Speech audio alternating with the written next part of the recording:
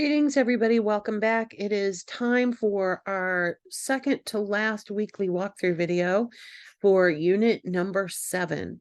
Like unit 6, you have a fairly big writing assignment this week, so we're going to go over that. And as usual, I will have a sample document that I will include with the announcement so that you can use it as a template to make sure that your APA formatting is alrighty.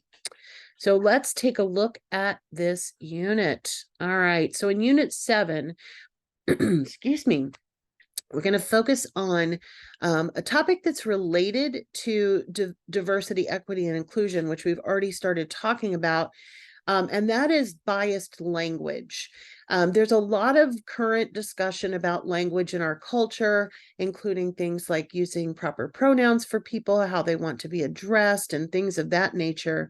But biased language is something that really is still a major presence in our culture. It's very interesting to me as somebody who grew up in the 70s, because I can remember as a small child that we were taught, I don't know, from elementary school on, that words like policeman and mailman, and always assuming that doctors are male, or always assuming that teachers are female, or nurses are all female, like making those assumptions in how we speak and how we write, that's a problem.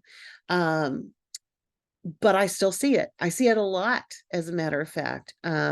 So clearly, as a culture, we still have some issues with biased language in our lexicon. So that's what we're focusing on this week.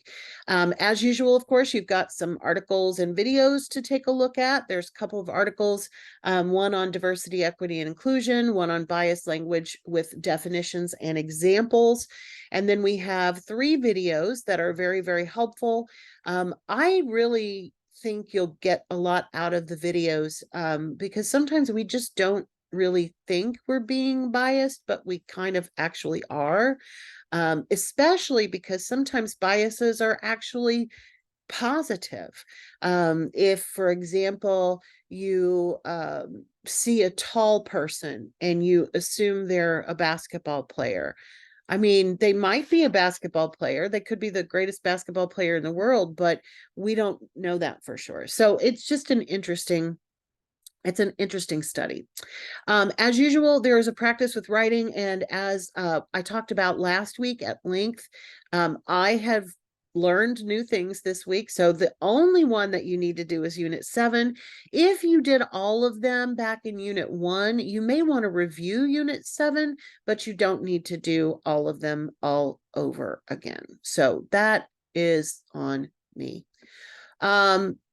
Your paper or your discussion board this week is about biased language. Bias in language can sometimes happen because people are not considering the language they use, or they may not be aware of their own unconscious bias, which I think happens a lot. Have you ever encountered an unconscious bias? How have you addressed it? What do you think people can do to avoid it, sorry. And finally, what is one question about this unit's material that you have for the class? And so if you're posing a question in your own, then in your peer responses, of course, they should have a question as well. So in those responses, go ahead and answer the questions posed by your classmates, and of course, respond to anything else that they have shared. Make sure that in this discussion, you keep in mind whatever example of an unconscious bias you share should still be appropriate to mention on this discussion board. So we're all adults. So if you have, say you have somebody in your family member who uses really inappropriate language, I'm okay with you sharing that, but obviously you want to be careful about how you phrase things. So anyway, that's the warning there.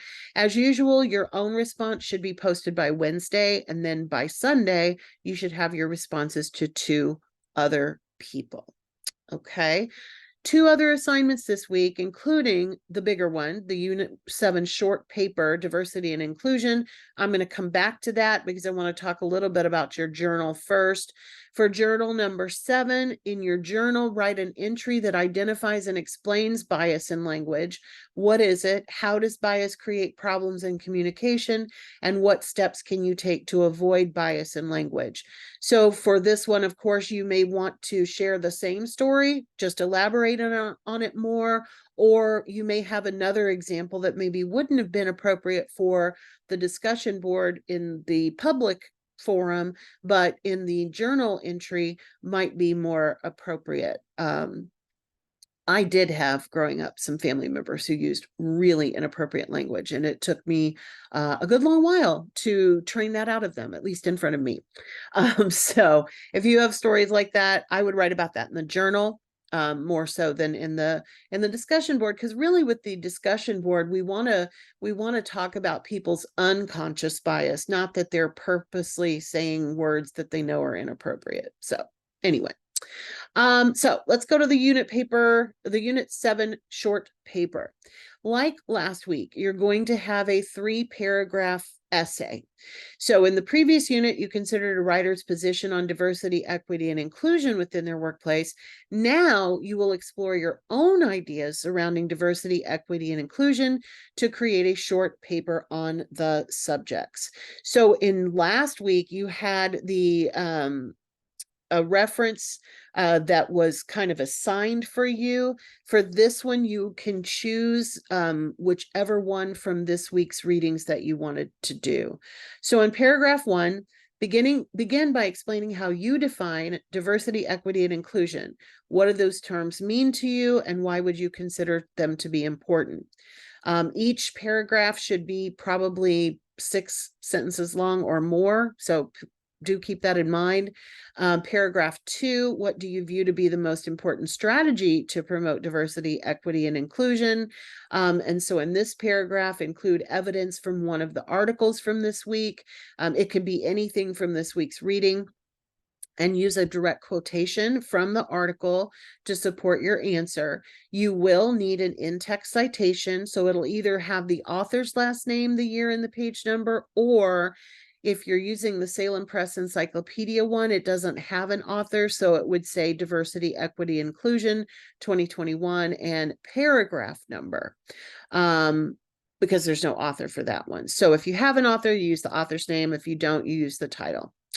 Paragraph 3, end the paper by answering this question. How do you think bias in language affects your views on diversity and inclusion? So you will have a cover page. You will have 3 paragraphs that are double spaced in the body of the essay, and then you will have a separate final page where you have the reference from the article you selected, and of course that reference is available in the actual article itself. When you open that, you will be able to access the APA citation for it as well. So that's what it's going to entail. Don't forget, of course, that you have a clear rubric so that you can make sure that you have done everything that you need to do. The biggest one is probably the direct quoting. If you don't have a direct quotation, you will not get points. So that's a big category to miss the points in. So please, please, please review the rubric before you start, while you're working on it, and once more before you finish. If you have problems or questions or need some extra help with this essay, don't forget that we do have our final Wednesday workshop is this week at 7 o'clock on Wednesday night, or 6 o'clock on Wednesday night, and I am leading those, so I will be there to answer those questions if you have them. Of course, you can also reach out to me by asking the instructor an email, but if you want some live help, this might be a good week to pop into that session. All right, so let's take a look at what this will look like, and I will, like I always do, post this in the announcements so that you have this document.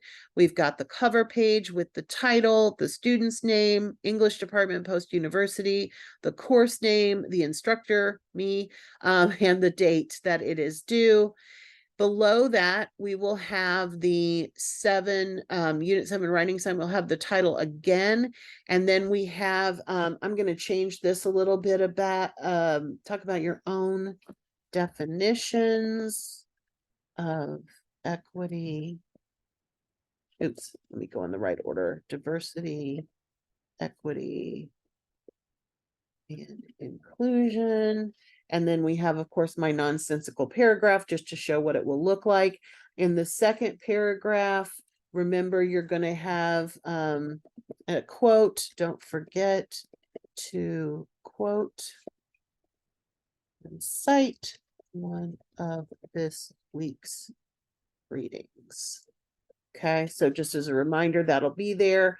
And then I have a quote. It's not a real quote, of course, it's pretend, but I have shown you what it will look like by including a kind of introductory phrase.